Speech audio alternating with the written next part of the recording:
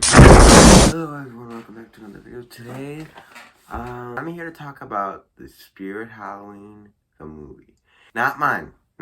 Yeah, I know, a lot of people, you guys want it in stock, want me to post it, but I only have one scene done. What is that gonna do? I could post the official clip, though, of the scene, so then you guys could get more hype. Holy cow!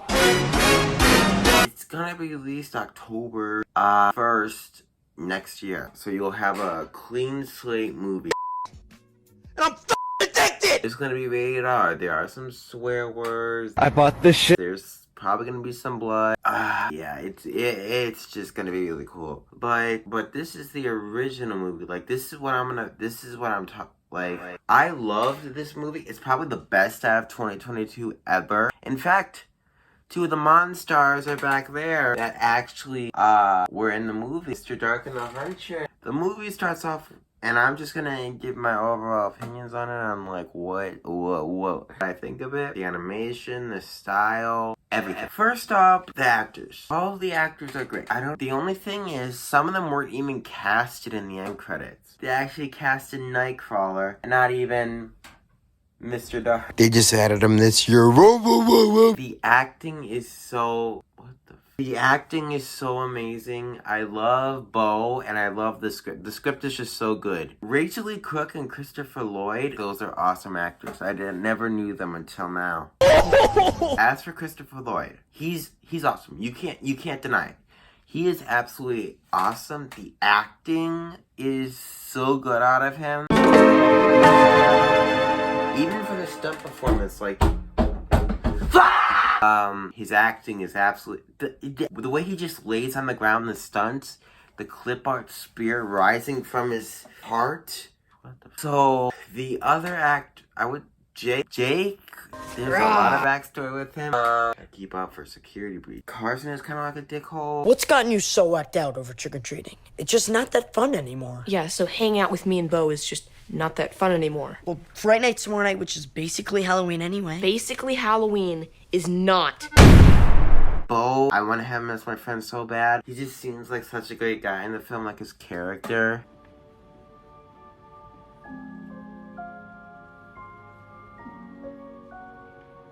You should do it.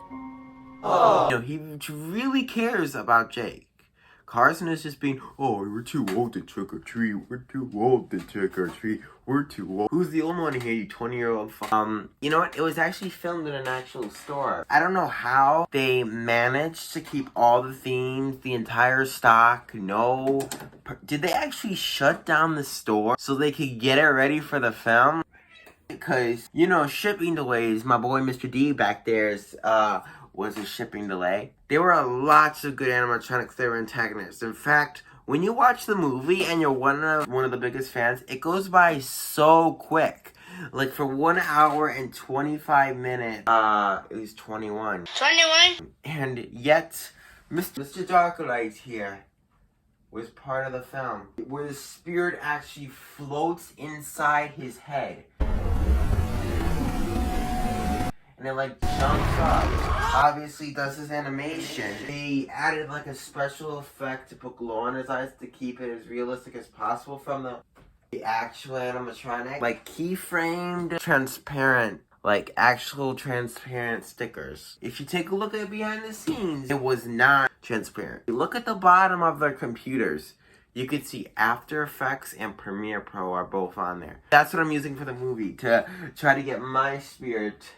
Because when you see in the preview, the spirit might be potentially absolutely terrible and you probably won't like it. It's just a placeholder for now. I might do my own spirit. And then the next animatronic is Teddykins' hair that comes alive. He's like a big, fat teddy bear that he just moves around. Like, he is just... Teddykins... Do you think Teddykins of Terror is alive for the longest? I would say Teddykins of Terror is longer than 3 minutes, I'd say. Because Mr. Dark is around for 4, Nightcrawler is 2, Buzzsaw is at least 20 seconds. That's the only complaint, in fact. The only complaint was Buzzsaw's lack of screen time alive. But other than that, it's an awesome movie. But for the part that Buzzsaw was in, they really ummed up for him not having any screen time, because I need to find one with hands. then Nightcrawler comes alive.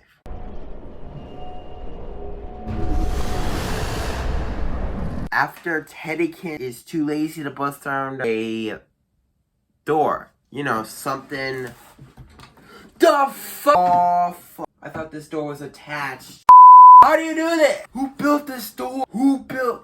Okay. I don't want to. Okay, like, I guess I have to hold it now, but I also want to get out of my seat for some. Put it back. God, how does this work? A few moments later. Just laying there like the Cat in the Hat furniture.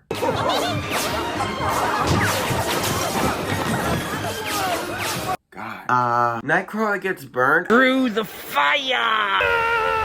I love the sound effects, especially that they were from Frank Welker and Via Stock Sounds, which I have no idea what the fuck that thing is. Especially when Kate comes alive, you could basically see every prop you're willing to see in the entire Spirit Halloween. Like absolute fucking. It is Spirit Halloween. So then Kate comes alive. She possesses basically everything that you could think of. And in case you don't want to watch the end scene, you could see everything in the 2021 season in the background of every shot of the store. Nightcrawler scene, Buzzsaw scene, Mr. Dark scene. You could see so many good stuff. Even without the animatronic scene. Like when they first arrive in the store, you could see Henry Hustle, the Huntress, Mr. Howell. Well, there was experiment number 4. Another fan-made character I like is Sathona, I like to call her.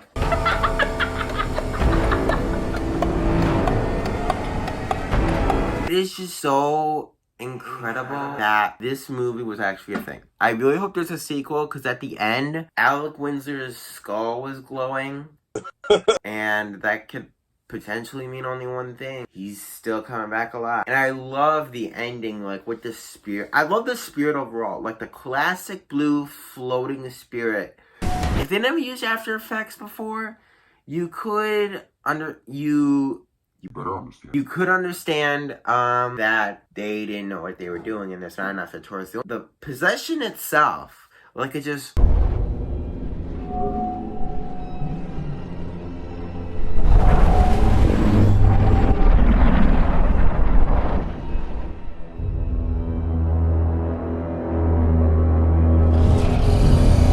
Goes into the head or the nose of the animatronic. Like for Mr. Dark, it went for the head right here. I know. For Teddykins, it went through his nose. Buzzsaw, we didn't really see. Nightcrawler, same thing with the nose. Kate through the mouth. Yeah, I'm a nerd. I know. I'm just gonna go.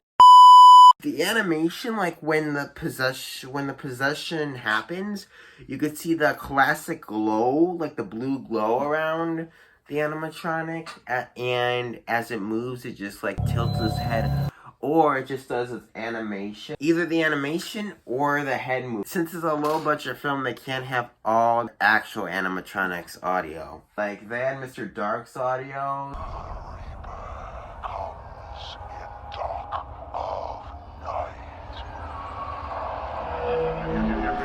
They had the Huntress. They did have Henry Hustle, but the subtitles suck. Buzzsaw had his original audio. Nightcrawler didn't. Neither did Jumping Spider. Unless before the montage of Jumping Spider jumped up, experiment number 4 didn't have his actual audio either. Is that all the animatronics? They actually played around. Oh yeah, Mr. Howell too. He didn't have his actual audio. But the sound effects are actually way more creative than the actual animatronics themselves. I absolutely love them. All the sound effects in the movie are completely fan-made. Like, they just completely shut down the music. And the boom operator controlled their voices, and they did a few voiceovers. But, you know, if you hear something like this in the movie, like something like this, that's all fan-made. Something like that.